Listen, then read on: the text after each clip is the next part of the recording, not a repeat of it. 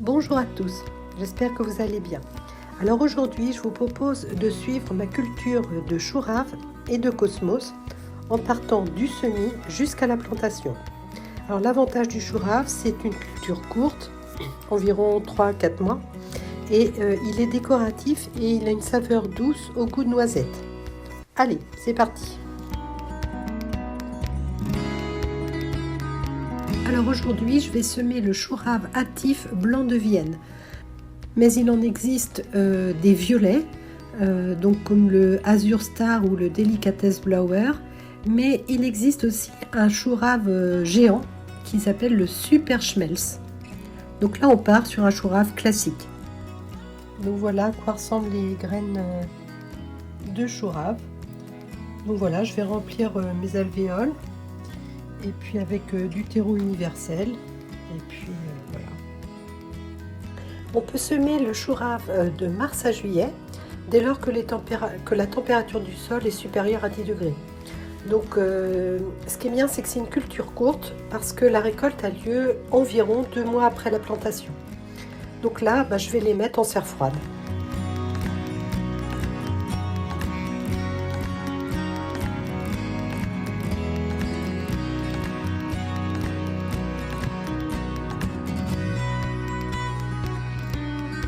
En parallèle, le 4 mars, j'ai semé en barquette des cosmos, car j'ai lu que le cosmos pouvait éloigner la pierrite du chou.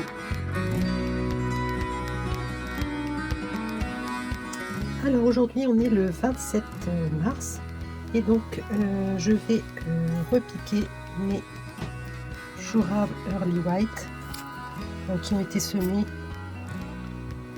le 2 mars.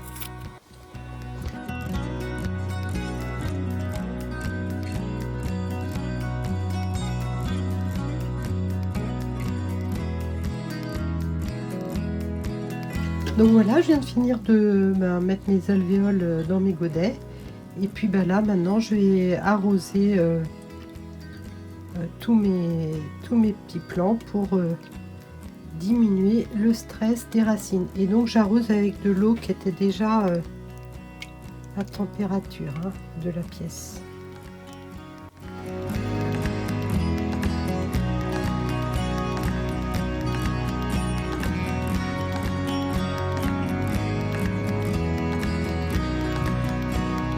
Alors pour les cosmos, j'ai pris une variété qui est basse et qui ne devrait pas excéder 50 cm. Alors là, je vais rempoter mes cosmos. Donc là, on voit le système racinaire qui était dans ce petit pot là. Et je vais essayer de les séparer pour les mettre dans 10 godets.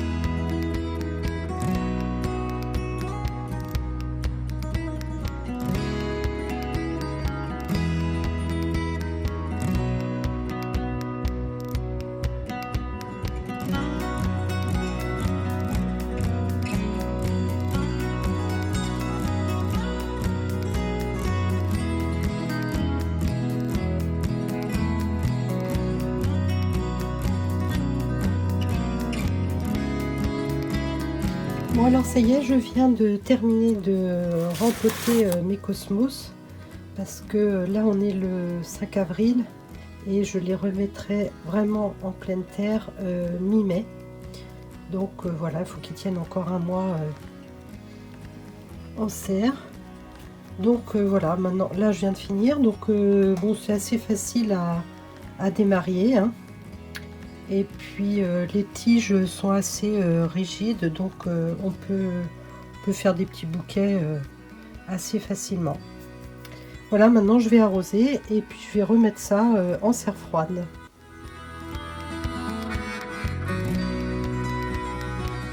Alors le 15 avril, comme les plants sont bien développés et que la place prévue dans la serre est disponible, eh bien je me décide à les mettre en pleine terre.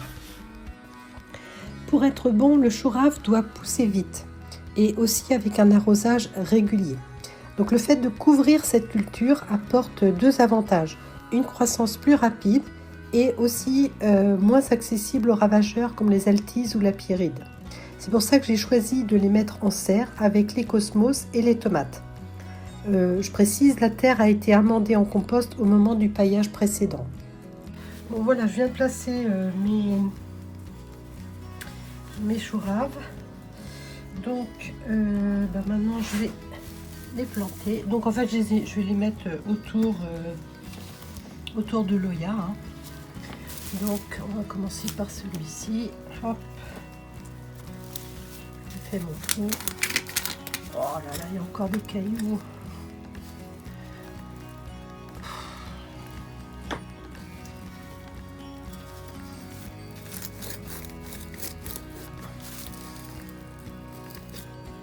Voilà. Alors par contre, je vais mettre un petit peu de compost dans le fond du trou.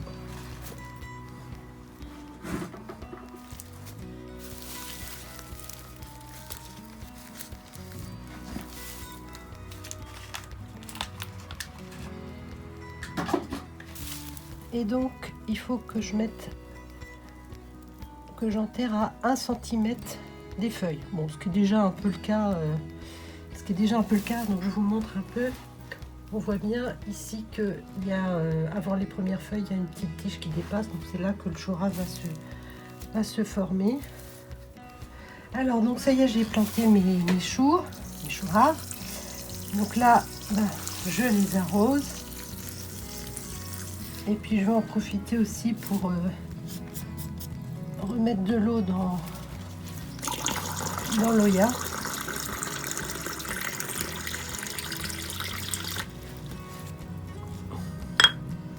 Hop là. Attention. Tiens, on va mettre comme ça. Alors, je vais mettre la paille autour de mes petites feuilles, mais quand je vois mes petites feuilles tout aussi belles et que je sais que sous la paille, souvent, il y a des limaces, je vais quand même mettre un tout petit peu très peu de... Oh là là, ça tombe.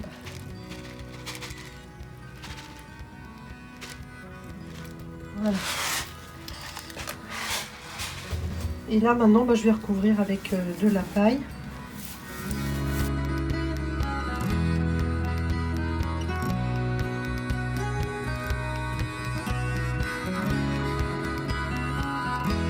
Alors 12 autres plants ont trouvé leur place dans un carré surélevé avec les cosmos mélangés.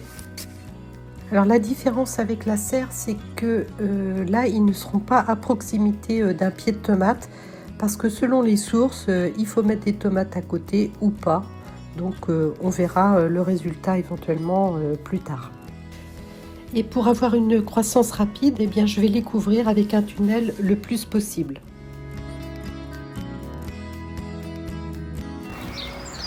Alors, voici les choux raves au 5 mai.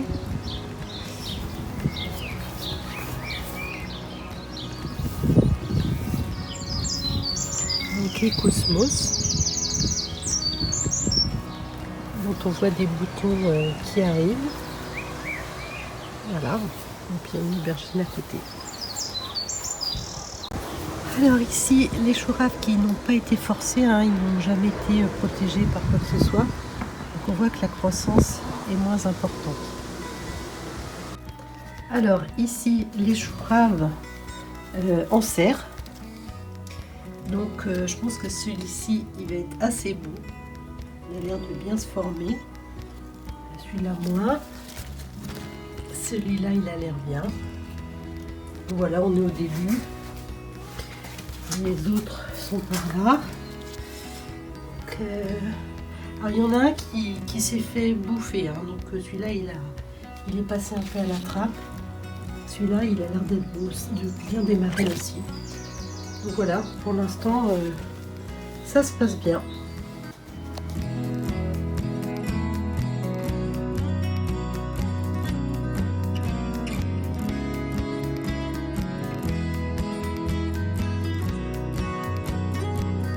Voilà, c'est à vous de jouer maintenant. J'espère que mon expérience vous sera utile. Alors, vous pourrez suivre la croissance des choux raves sur la prochaine visite du potager fin mai et la récolte qui peut-être interviendra mi-juin sera visible sur ma page Facebook Pivoine Carré Potager. Voilà, j'espère que cette vidéo vous a plu et puis je vous souhaite une bonne fin de journée. À bientôt.